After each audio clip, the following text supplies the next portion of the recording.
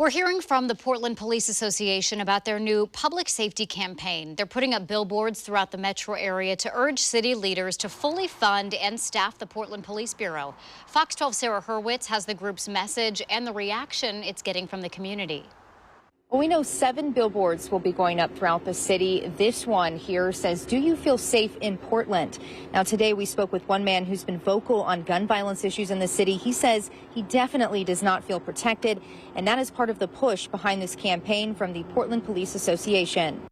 We've talked with Randy Philbrick before. He lives in the Hazelwood neighborhood and has repeatedly voiced his concerns about the dramatic increase in gun violence. I don't feel safe at all. My concealed carry permit's coming in the mail today. So later today or this weekend, I'll probably go shopping for a gun myself. And like I told you before, I was always one that didn't feel the need to have a gun, but it's getting to the point where it's unavoidable. You almost have to have one for, your own protection. This billboard speaks directly to that, asking, do you feel safe in Portland? It's a new billboard that just went up Thursday through a public safety awareness campaign launched by the Portland Police Association. The goal to urge city leaders to prioritize public safety by fully funding and staffing the Portland Police Bureau in the midst of continued gun violence in the metro area. We want to not only let them know that we recognize it, but that the public recognizes it. Daryl Turner, the Portland Police Association's executive director, says the community is suffering without enough officers on the streets. Our response times to calls are drastically higher than they were 5 years ago, 7 years ago, when it was about 2.5 minutes response time. Now it's about over 8 minutes response time to most calls.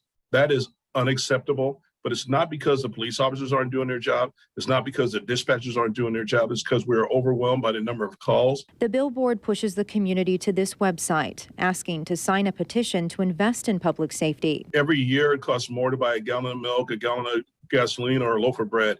So why wouldn't public safety be the same? It costs more to run public safety every year because we use materials that cost more every year. There are a host of issues.